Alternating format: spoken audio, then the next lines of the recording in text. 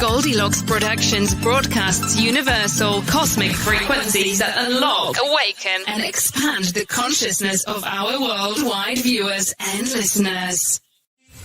Explore secrets of the universe with show host Sherri Zimmerman. Navigate between the worlds of both the physical and the spiritual planes of existence.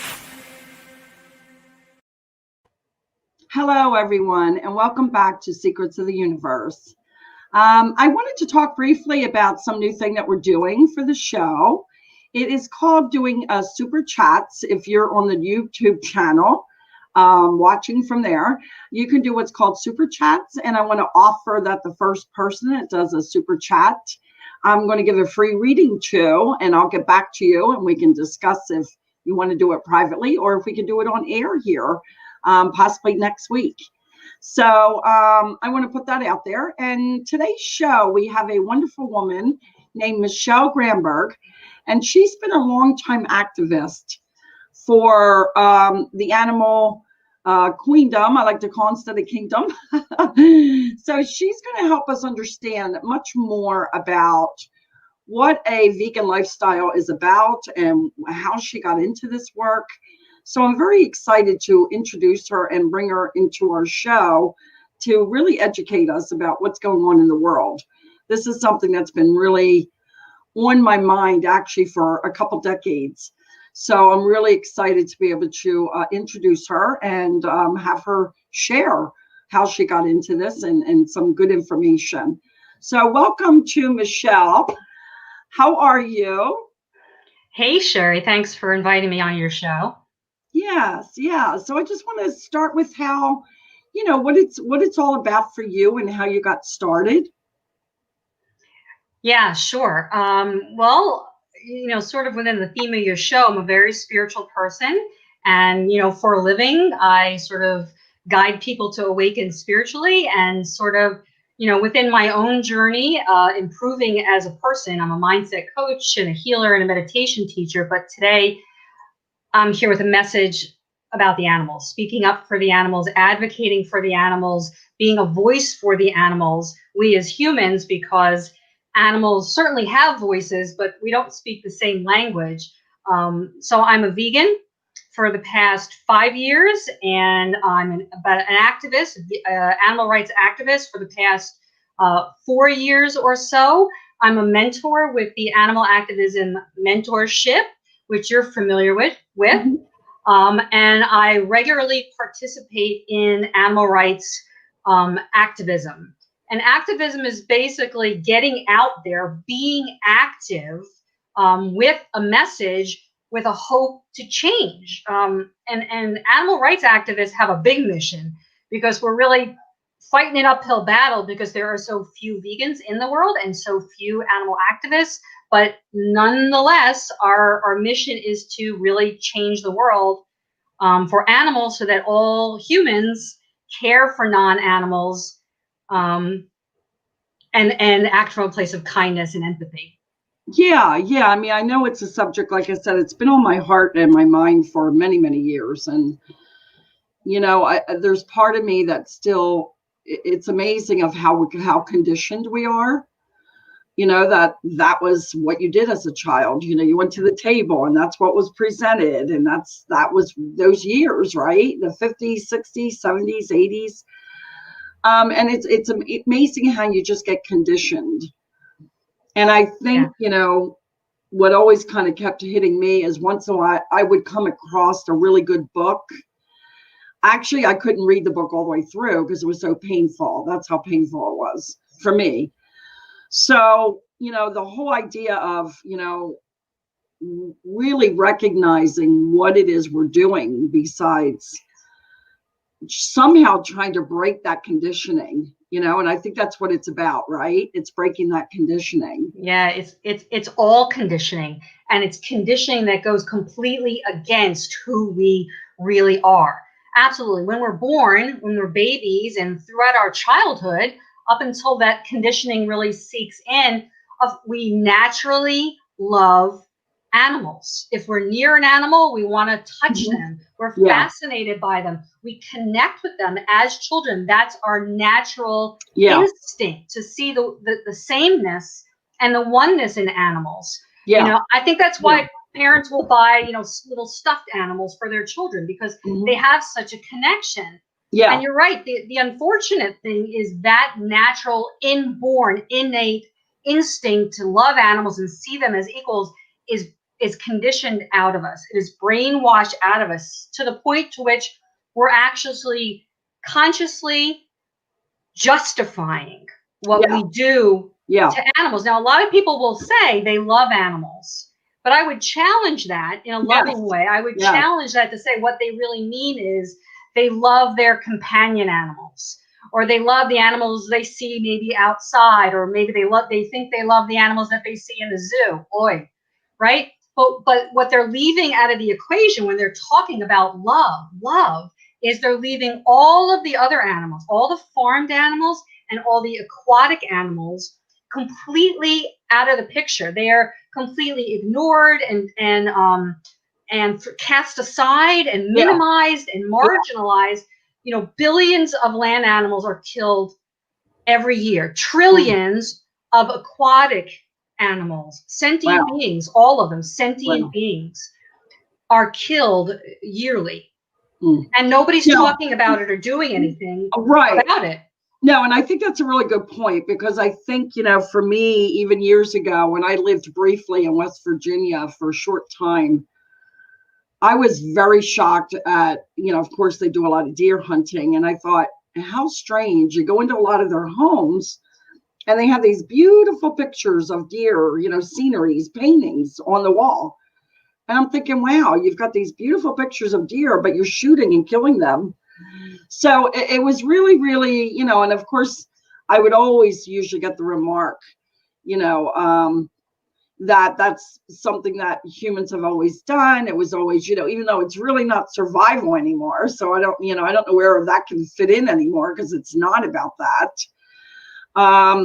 And I think the other part that I think about is, we have a two-sided thing going on, where we say we love animals, and yet we somehow, out of sight, out of mind, you know, if we don't see them, like, we don't make that connection. I know on some deep level, I know that there's a reason I was not born in the country, and I love the country. I'm really drawn to the country living. And I know that I would never be able to handle, as a child, seeing animals, you know, even just being killed, even if they were raised kindly. And that's the other debate. Well, you know, these eggs or this food comes from a farm that's, you know, more organic, and they treat their animals really well. There's no so such it's thing. really, it's really a mind. I don't want to say the word, but it's a mind screw in a way. You know what I mean? Because you're kind of like living in two separate worlds. Like, you know, we're actually saying, well, these are okay because, you know, this chicken is organic. So it's almost like a really, really diabolic. I just it is. It's There's something, I don't want to use the word evil, but there's something just so far removed from. It's like the worst of us. No, I agree. And in terms of that, and you know, a lot of what we hear, the euphemisms that are used for animals, making us think of them as meat or food, when in the first place, animals aren't food in the first place. In the very first place, is marketing. You know, and you know, big industries, meat and animal agriculture industries, you know, trying to spin it, because they know that what it really is, most people would not participate if we just simply use the right accurate words. And it's very hidden from our view. And you're right, there's some fundamental disconnect. It's called cognitive dissonance between it's like we're saying two opposing things out of one side of our mouth and out of the other. Out of one side, we have all of our beautiful storybooks. Most of our childhood storybooks talk about animals coming to life, animals talking, animals communicating, and all of that wonderful stuff. And at the same time, people have a hamburger in their hands. And they're really not making the connection, because the violence against animal has become so normalized that they're really not even thought of as victims, right? Mm-hmm. And the industries think of them as commodities, as like objects. They're objectified. They don't as if they don't have feelings. But I'm here to say, and I know you know this, Sherri, in your heart of hearts, that not only do animals feel, they have a deep range of emotions. They have relationships. They make friendships. They have families, and absolutely they feel fear and they suffer and they feel pain. And those reasons alone, put aside everything else that could justify it, we're causing undue, unnecessary, because it's not out of survival. We can eat anything else. We do not have to eat animals any longer, right? So that undue, that just unwarranted is causing pain and suffering, not just their death, the death, and then they're free. They are killed and then they're free after that. But it is more so what keeps me up nights is the prolonged suffering in terms of the moment they're bred into existence, they're captive, they're enslaved, and the conditions, I won't describe them. They can look it up for themselves if they want to. Yeah. Suffice to say, it's a dark and disturbing world. Yes. The world of killing, slaughtering, and breeding. That's what it did to me. I mean, when I read this one book, and it's funny, I can't even remember the name of the book, but it was so horrific. I couldn't finish it because it was dark, and I thought, wow, and I think when you said a little earlier about we've come to normalize the violence, I want to go one step further. I think we almost have kept it hidden, even though it's not totally hidden. I mean, people kind of do have an idea, but in a way, it's also hidden because it's on these areas where most of the public don't go to. You don't take a day trip, to go visit the slaughterhouse. So I think that part of it is kind of hidden. In that regard.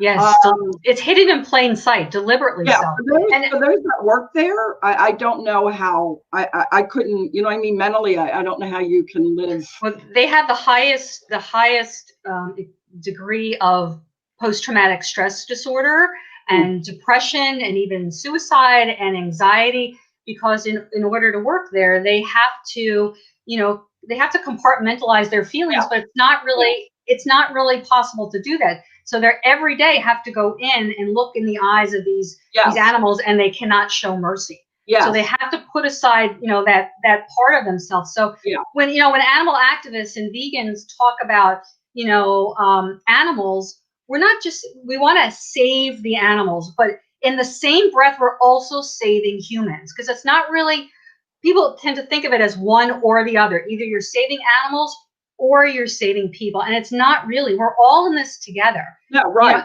It's destroying the environment, animal agriculture, and it's I believe it's preventing us from evolving spiritually. I mean, there's something more at stake here. There's a broader cost. How can we possibly evolve spiritually when evolving spiritually means seeing the oneness and the interconnectedness and treating each other as we wish to be treated, and knowing that's not just a fun metaphor or symbolic. It's literal. We are one field of energy. Right. How can we evolve if we keep killing animals? If we keep killing them for fur? It's violence. It's justified in people's minds, but it's not justified. Right. What violence? How do you justify killing someone, and there's some ones, not some things, who does not wish to be killed? Right. When did your interest start? Like way back, where did it begin for you? How did you first get introduced to all of it, if you don't mind me asking? No, that's fine. I mean, mine wasn't like it wasn't a huge aha moment. As I said, from the time I was a child, when I look back at my childhood, I remember being upset as well when I saw animals being harmed or read about it. Or even I remember that my father in the backyard was killing some ants. Ants, just ants, as people say. He wanted to. My mother. Yep. And I remember crying because it just didn't feel right, even though they were only ants. I felt their pain, and I've always felt that. I'm not desensitized.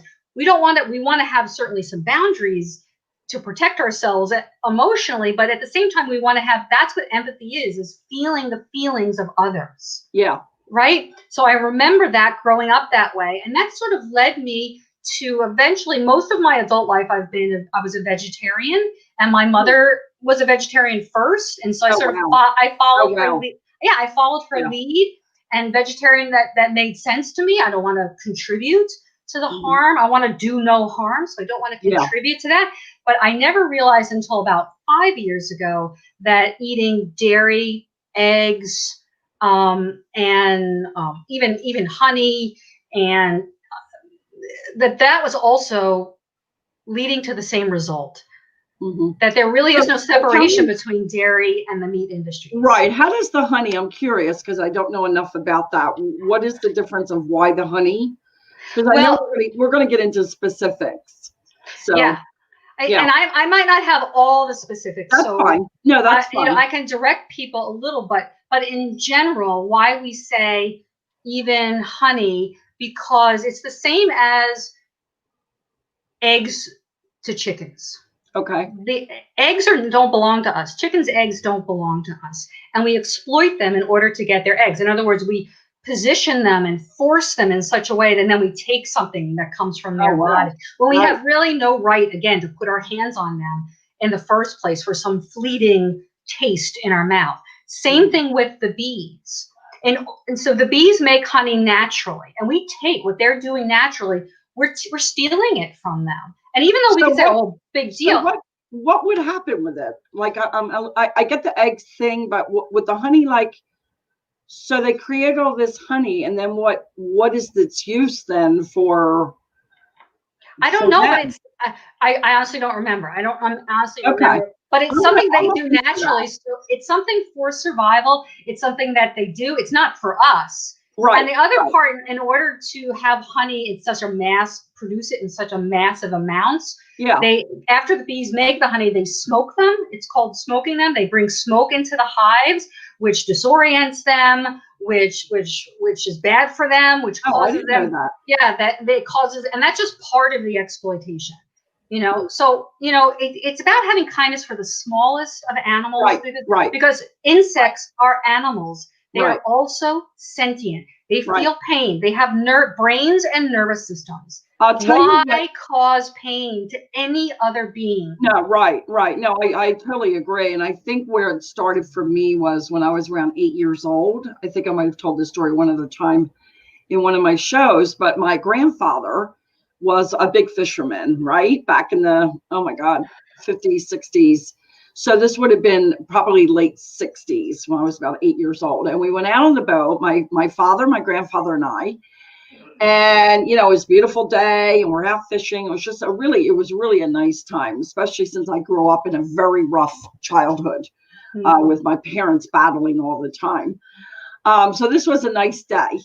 However, I do remember very strongly to this day, the big bucket that my grandfather would have, that, when they caught the fish, they would go into this bucket. And I remember distinctly seeing them moving around and obviously trying to breathe, and I can remember as a child on the boat thinking, oh my God, because I do have breathing problems. I have a bit of an asthma thing that goes on from time to time. And I thought, oh my God, they can't breathe because, as we all know, from childhood, fish have to be in the water. So that was part of it. And then we get back to the dock. And I had no idea this was coming. My grandfather took the fish up to the end of the pier and started to cut it with the knife, cut the eyes. And when I saw the blood, I almost fainted right there. Right there, I almost passed right out. I don't know how I did not, because I was so close to passing out. And I think that was like my really first strong feeling of like, this doesn't seem right, and it's fun because I think a lot of people in the world, we do this kind of dissociation into, like you say, compartments. And it's almost like, well, I don't eat animals anymore, but I still eat fish. And I'm like, oh my God, fish. We put animals on different We do. We do. Rungs of the ladder, as if one's that myself. I mean, it's all arbitrary. It is. It's crazy. It's really crazy. But then, you'll go back to the biblical days, where Christ, called the disciples who were fishermen. That was their day and age where fish were, a really big item. So it's really odd how we do have a tendency to, and I know most of the time too, I had started a couple of years ago eating some fish because I was told by my medical doctor, because of a birth condition I have from birth, that I needed what I could get from the fish, substance that has something in it that's really good for health-wise. So, I because all my life I never ate fish, and that was probably because what happened, when I was a child. I blocked out. I have never had any seafood. I've never had a piece of shrimp. I've never had, lobster. I've never had that. So I've never eaten any of this, tuna fish was the only thing I've ever really eaten. But that day, I mean, it stands out so strongly. Yeah. And if you felt traumatized, imagine what the animals feel.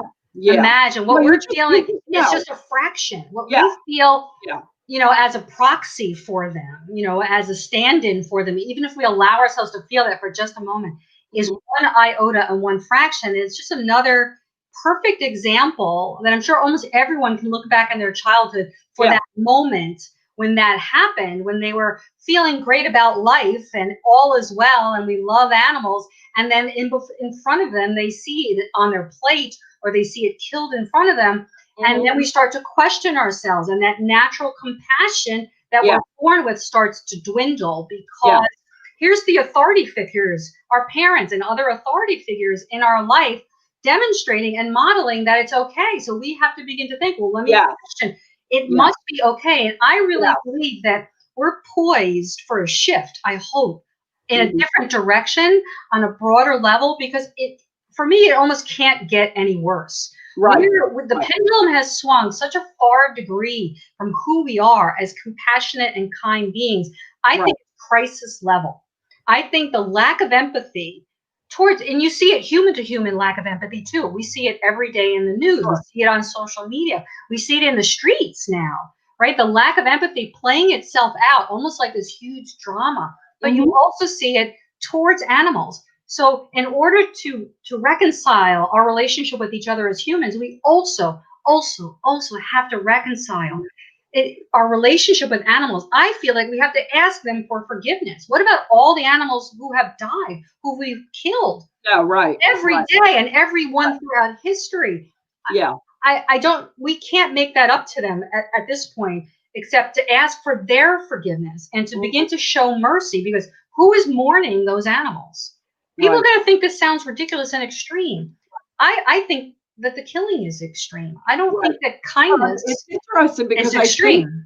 I think it's so much amazing to me, and including myself, how desensitized we've become. Because I remember, again, when I was in West Virginia, and I hate to keep bringing that state up, but there was a lot of it going on there.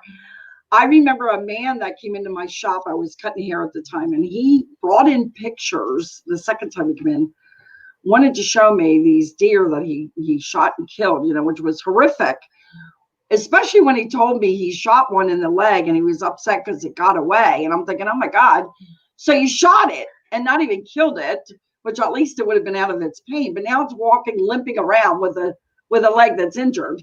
So that didn't sit right. But what really scared me was he had a photograph of his, and this is a young guy, probably early 30s. He had two small children, his children, in the photograph, a little boy and a little girl, and she could not have been more than 5 or 6 years old. And he's got her holding the head of a deer with blood dripping. Yes. And I was like I couldn't even believe he was showing them to me, like he was proud of this. Yeah. And that's, those moments when these things over the decades have hit me, I'm like, yeah, they stay with you. And if we don't, most people don't question. A lot of people don't often, and I mean this with love, they don't often question the status quo. and so it's a legacy. It's like we're passing on a legacy of violence. Yes. And because it's been passed down and passed down and passed down and passed down, Yes. no wonder we don't question it. No Yeah. wonder it's so embedded in who we are, because it starts so early. It starts before we have the cognitive and ability and the maturity to question it. And by the time we start to question it, it's often too far gone, because it's tradition. No. Tradition, and because it's always been done, and because of convenience, and because of habit. But these are the reasons. Are those all reasons for it to continue? Yeah. How, just because it's been done for thousands of years, or because it was done in the past? If we know better, we do better. That's what evolving really is. It's when we say to ourselves, geez, we can do better than that. I mean, there was slavery. Thank goodness that someone came and said, slavery, because of your skin color, is not fair. It's not okay. It's not moral. Abraham Lincoln, one of my favorite. Thank goodness, Emancipation Proclamation, and that's beautiful. So that was done. Yeah. Now it is no longer, and of course, not acceptable. Now let's try to bring animals in terms of how it's a social justice movement.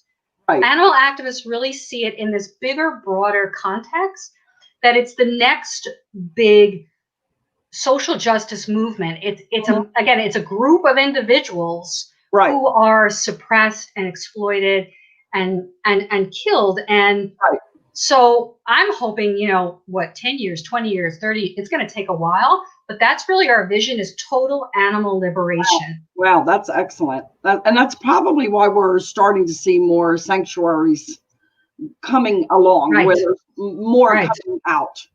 And it's funny you say that, because I also am very big-minded when it comes to people that are still suppressed. Animals, there's no doubt. That's almost, to me, like something that's huge.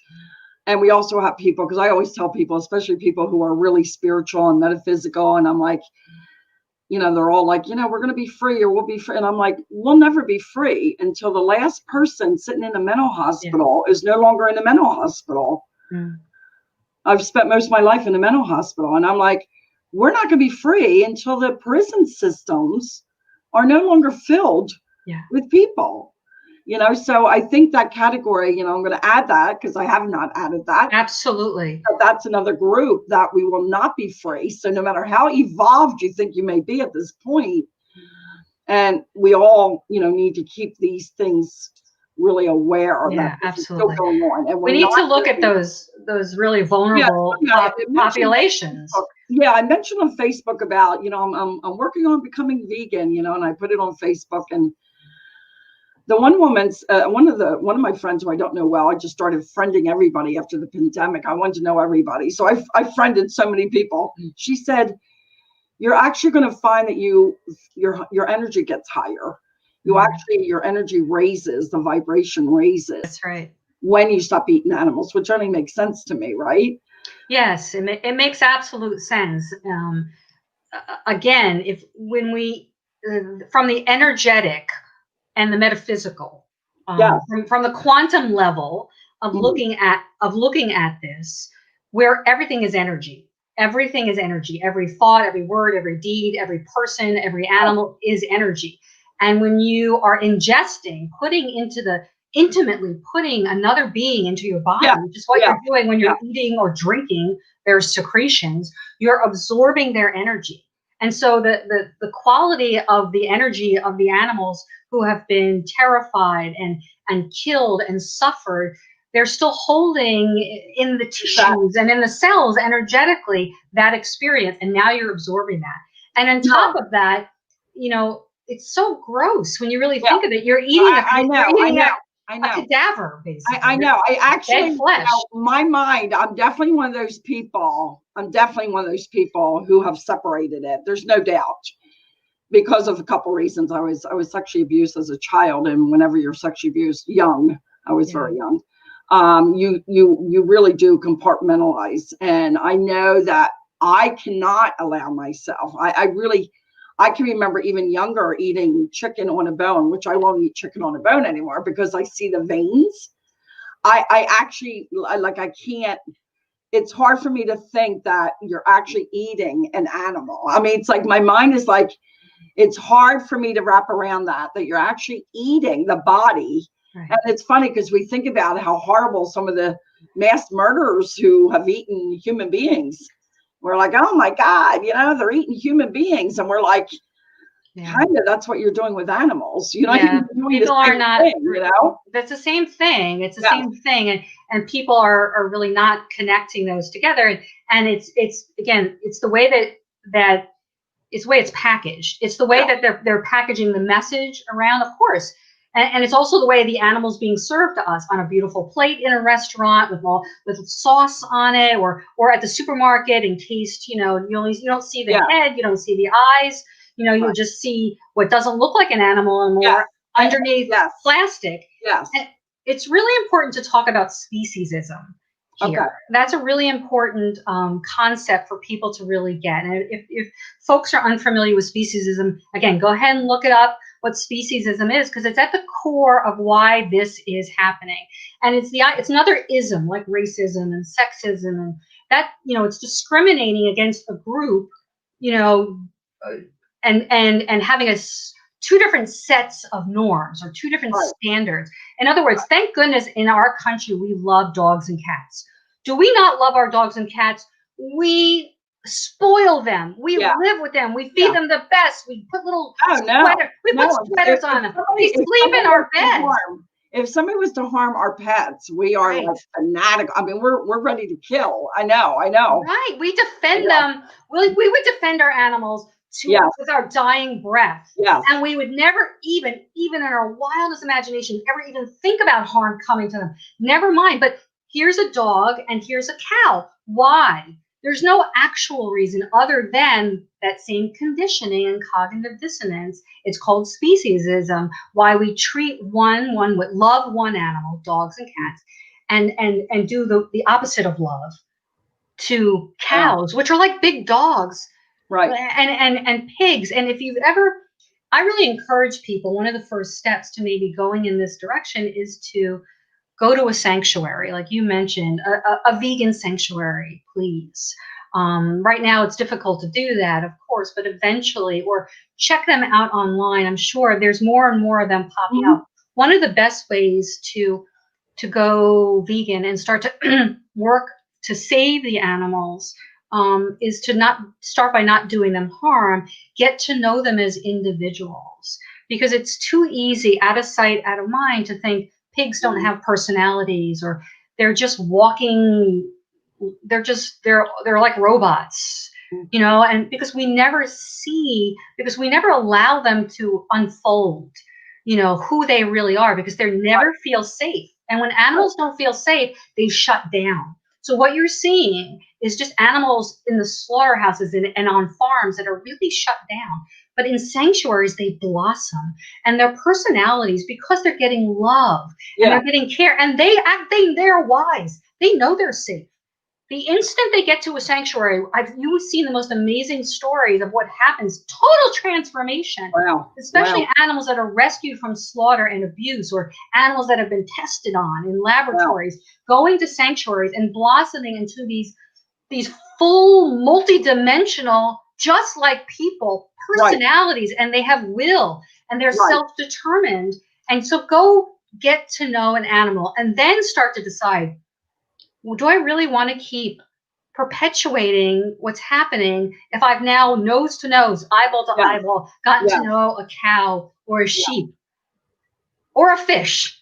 Yeah. Any. Well, it's funny with the fish, because I've always felt like I all the time I used to say to people, I'd rather see them swimming. I'd rather see them in the water swimming, so it's kind of funny. In their natural habitat. That you're bringing up what people can start doing. What are a few other things that people can start doing? And I also want you to give out whatever information you might have at this point, so we make sure everybody can I know there's a couple websites I went to that were really good. I can't remember the woman's name offhand. That's kind of really big. She's written several books. She's, got even a program that you can take, which I plan on taking. I just can't think of her name offhand. I bought her book about 3 or 4 weeks ago. Yeah. Yeah, I don't know all of them off the top of my head either, because I have my list of growing resources, but folks can definitely look that up. What I will and I'll make some recommendations here. Mhm. But just to go back for a moment, because you mentioned about fish, there's a website called fishfeel.org. And I'd love for people to just go, and it has all the science behind the fact that fish feel, that they're aware, that they're sentient. So And it's that's called now Fishfeel. fishfeel.org. It might be .com, so try both. I'm not sure at the moment. It's either fishfeel.org, and it has a ton of information on there. Don't take it from me. Take it from the scientists. Sure. But in terms of, there's really kind of a couple of ways, if you love animals and this message, what we're talking about today really resonates for you. One, of course, is to go vegan, which there's lots of ways to begin to do that. And then once you become vegan, to get active for the animals. Mm-hmm. Going vegan being vegan is not a diet. It's really a moral imperative. It's a lifestyle and a way of being that is about kindness. Means that all of your actions are cruelty free, including what you wear and what you buy and what you eat. And even the fact that animals are used for entertainment, not participating in those. And then beyond that, getting active for the animals, you're going to want to. Once you let animals come out of your body and you don't put them in anymore, your energy shifts in such a way, and your empathy grows and develops even more. And it's almost like I couldn't not fight for the animals, because every day they're in a living hell. And my life is really cushy. Humans struggle. I absolutely get that. I help humans for a living. I also help humans. So I get there's lots of humans who are suffering. But again, it's not a one or the other, type of thing. And the way that we fight for the animals is through activism. Activism is getting off our chairs, getting off our seats, going out there, or through social media to campaign and to advocate vocally, through protesting. Again, if this resonates for people, there's lots of ways to get involved locally. Look up your local, activism groups online. So protesting is when you go out and you hold signs or you walk with banners with powerful messages that people can read. We go out in front of different places to do this, and we march very often and we chant. For example, I just recently participated in turkey protests around Thanksgiving. Let's stop killing turkeys. Those poor beings. How many of those die for no reason, for tradition? And also there's a bear hunt in New Jersey that activists are very much against. So we've been out protesting. So those are just examples. But we do more than just stand around with signs. We do things like we bear witness at slaughterhouses. We hold vigils. I think one of the powerful things that I've been thinking, I think I might have mentioned this before, a couple things. One is, I know the word vegan is the word that's used when you don't eat animals anymore. But for me, I feel like when I'm at that point where I'm really totally not engaging in that anymore. For me, I say, I don't use the word vegan. I have to say, I don't eat animals anymore. Right. So I feel like for me, it's got to be very clean cut. I don't eat animals anymore. And so it's not, to me, vegan is too much of a nice name to use. I think stating what it is probably more powerful. Do you know what I mean? And I don't do it to offend anybody, but I have to do it for me. Do you know what I mean? It's more for myself. So I think that's where I'm getting to. I like that. I like that. And again, it's putting really. Yeah, it's much more clear. For me, it's more clear. I know everybody knows what vegan is, but for me, it even really gets to the root. There's a lot of misconceptions around veganism. And when people hear the word, they might not be on the same page that we are. We can educate. But I agree. If you love animals, you don't eat them. That's pretty simple, right? Love animals, I don't eat them. Is there a difference between vegan and plant-based diet? Are they the same or no? Well, in my usage, and most of us use the words, they're not interchangeable. Vegan is the whole lifestyle, as I said. Where you take responsibility for every action and as best as you can. What shoes you wear, what pocketbook you wear, what clothes you wear, what shampoo you use that has all the products, and not wearing leather and fur, of course, and those types of things, not wearing wool, those types of things, because all those things are exploitative and harmful to animals. But plant-based is what it is. Plant-based, eating plant-based means that everything on your plate was derived from a plant. Okay. Nothing was derived from an animal. It's not an animal or an animal byproduct. So you never get into, and I know this is out there and it's probably going a little bit too far, but I guess that's where my mind likes to go. So when I think about plants, and I was thinking just about this the other day, we all know plants are alive, right? We all know they're doing their thing in the universe. They're growing, they're alive, but it's not the same because it doesn't have all the more literal components that animals have that humans have. Is that right? Well, on a very obvious level, it's really obvious. When you look at it, if you have a carrot and you cut that carrot, it doesn't try to get away, and it doesn't bleed, and it doesn't say anything, right? And animals, obviously, it's minimizing the animal's experience to even compare the two. Back to the pain, right? So plants are not conscious or sentient. Okay, so they grow, they're alive and they grow. They respond to light and they respond to nutrients, and they definitely have an aliveness to them all their own. But it's often what folks who are sort of against veganism will use as a debate or a pushback. Well, plants were hurting. You're hurting plants, so so as if that's sort of an aha, a gotcha moment. I got you, vegans.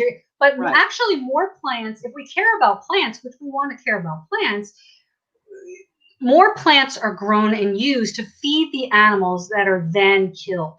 All the animals, the billions and trillions of animals that are killed all the time, have to be fed plants.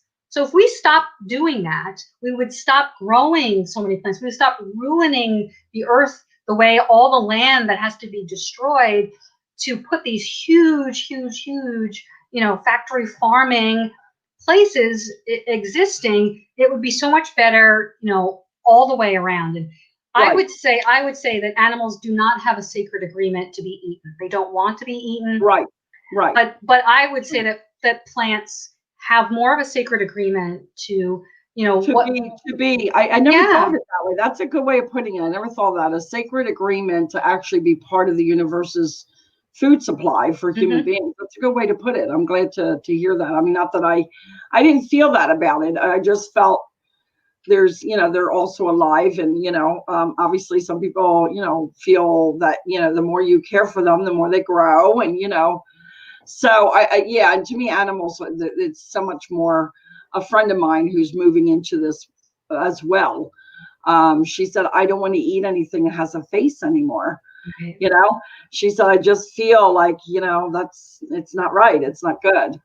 So I think this is a great thing. I really was excited to have you on this week because I wanted to bring this, especially when we get talking about on one hand, and I don't want to get too strong about what I'm going to say here, but on one hand, when we talk about there are humans who just don't have any regard for that kind of thinking. But when you start talking about the world of how supposedly evolved we are, and so many people I come across on the planet that I'm always connecting with are usually people that are in the spiritual or metaphysical world. When we're talking about that group of people, which is huge, right? It's monumental how many people are in the spiritual realm. We know this. I know this because after the year 2000, once the year 2000 hit, we've had more psychic medium shows on TV and on radio. I mean, it's just gotten huge. It's like the cat's out of the bag now. There's just no more, So there's a large amount of people on the earth right now that are into spiritual, growth and evolving. So I think it's amazing how many there are really that are in that thinking and yet are still, like me, have been eating animals. I know the only reason I had, which I don't feel is the best excuse, but it is the only one I have, is because I spent most of my life in and out of mental hospitals. I've never been able to even get myself organized, literally, in a living space for very long, with over a period of time where I'm back in the hospital again. So it was kind of like, that was like not the most strongest thing, but and then I also wonder, because I hear a lot lately about how if you weren't eating animals, actually you would have probably been on another level, not totally, because my mental health stuff came from darker resources. It came from more of a darker energy that was attacking me. And I think, still people, they say, who are eating animals are actually either sick more or don't recover as quickly because they're eating animals. So I'm just wondering, the people in the world of spirituality and metaphysical, how many are really still feeling like that there's not that connection for them? Yeah. Do you know what I mean? I've observed the exact same thing. Yeah. And I want to say it boggles my mind, I guess, but I guess it doesn't boggle my mind because they're human.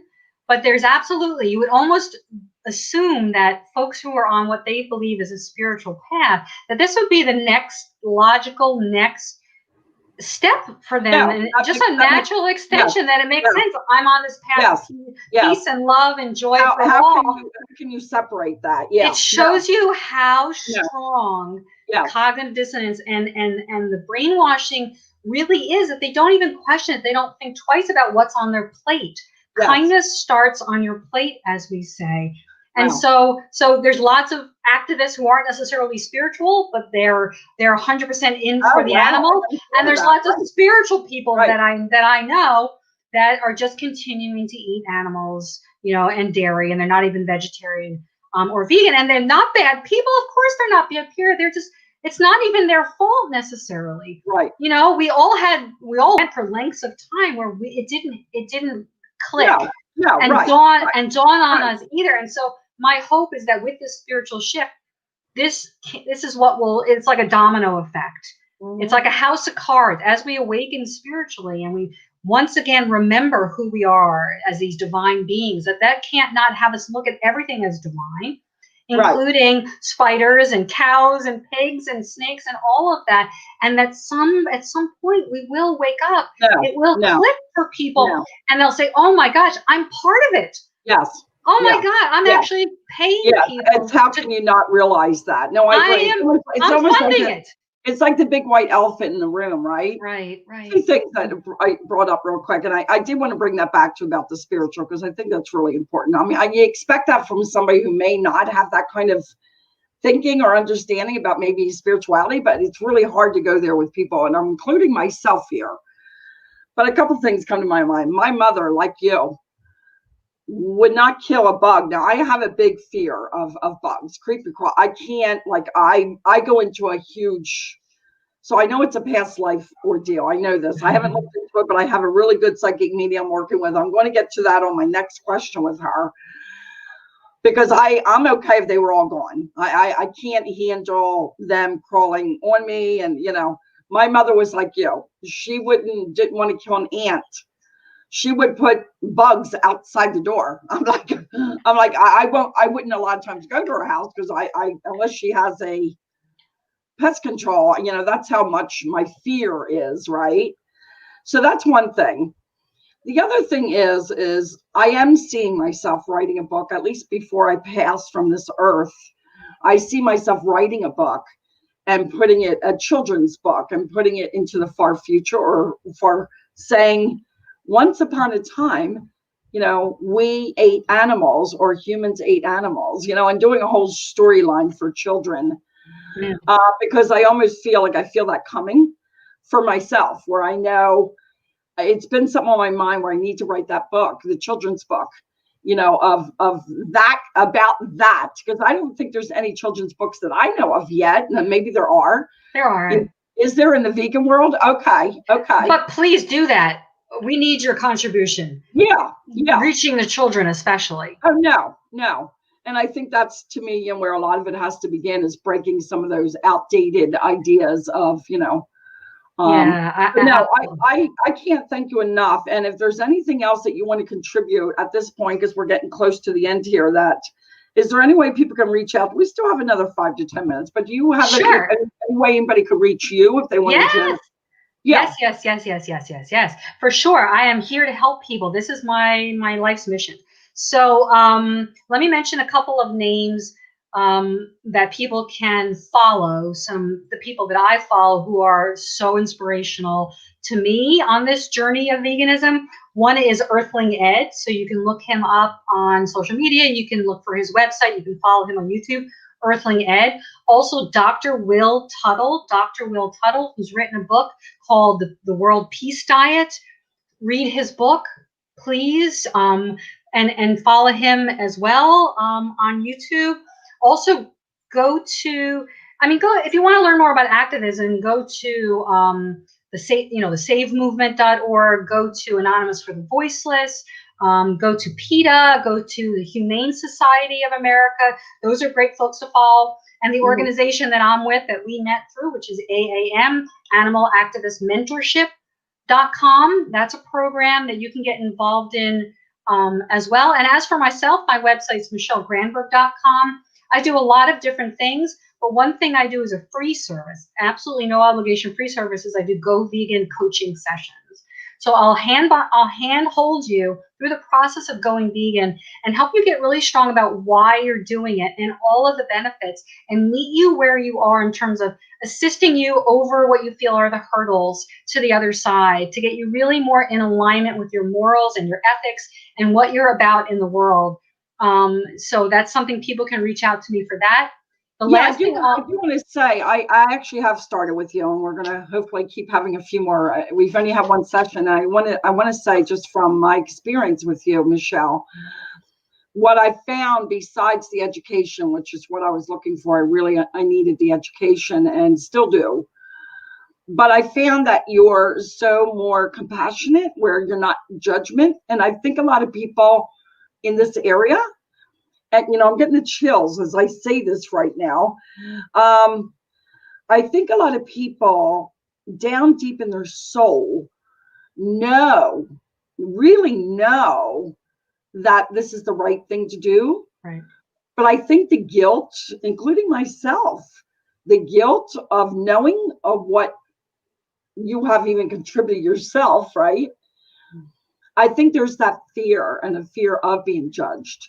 I agree. And I think that's one thing I'm really grateful to you. Oh, thank you. Is that I didn't feel that with you. I felt like you were kind of like when you just said, I'll meet you where you're at. No judgment. It's no judgment. How can we help you on this higher path? I get it. It's a path of kindness. I want to be kindness, to everyone, because the light bulb can go off at any moment, and the guilt is about looking in the rearview mirror. And guilt is, I don't want to say it's not really productive after a while, but guilt comes up for a reason. It's like a red flag waving and saying something, you're not in alignment, something's going on that is incongruent or hypocritical within you. And let's look at that without judgment, so that you can start over now and go forward. Humans have endless, boundless, infinite potential to change on a dime. Making the changes is a gradual thing, but the awareness can shift and never go back to the way that it was. Wow. So gosh, if we keep judging one another, it's judgment that causes conflict. That's where all conflict is coming from. The other. We're making you the other. It's me and you, the other, the othering of and people. I think maybe, and most people that come on my show, majority of all people that come on my show, Michele, I have them back because I like people to get to know them. So you and I will step into this again. Actually, I wouldn't mind you being a regular, guest. Yeah, but I'd love to. A year, we'll step into it again, because I want to get a little bit more into maybe how do people, to help them, when it comes to responses, when you go to people's homes or situations where, how do you approach that? So that's one. But I want to say a couple more things. I'm into this program called Brightline Eating, which the reason I love that, vegan is not, they still have a lot of sugar in their cooking and a lot of flour. And I'm really stepping out of the sugar and flour. Very little do I use. So I found this online on YouTube, is vegan Brightline Eating, which is excellent, because now it's no longer the animals, but it's no longer sugar and flour. And so for those out there that are really looking for a good program, Brightline Eating is great. but there's actual recipes out there for vegan Brightline Eating. So I'm really excited about that. Oh my God, recipes are plentiful. I get a lot of good recipes from. It's called Loving It Vegan. I think it's lovingitvegan.com. So you might want to check. It's .com or .org. I'm not which one, but Loving It Vegan has great recipes for. I get things off of there all the time. One more thing before we go, I do want to say my mother was so big about not separating mother and child, because my mother's work was reuniting adoptees all over the world. She actually went to prison for her work. So she would not even like the cat. When our cat had kittens, she didn't even like separating them and having them go to different homes. So, I mean, that's how, my mother was very tuned into the animal world, but she was very strong about, she doesn't like animals being separated from their offspring, So I want to thank you. This has been a great show, and I can't wait to have you back again after the first of the year. We'll keep doing this. Maybe the end of January or February, we'll do this again. So thank you, Michele. I really appreciate it. And anybody out there that wants to get a hold of Michele, her website is right up there on the screen that you can, oh, look how sweet. I just wanted, what's his name? This is Electra. And I just woke her up so she could just say hello and goodbye to you and to your audience. Oh yes, we love the animal world, so that's good. We'll see her again after the first of the year. She's so cute. Oh my gosh.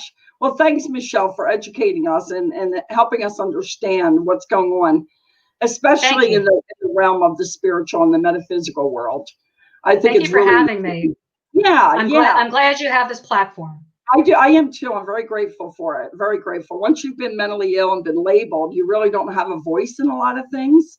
So this has given me really a wonderful opportunity to be able to bring people like you on and really help us to really see what we're doing, and open up to a whole new understanding of the world. So thank you. Thank you, Michele. We'll talk again real soon. Look forward to it. All right. Take care.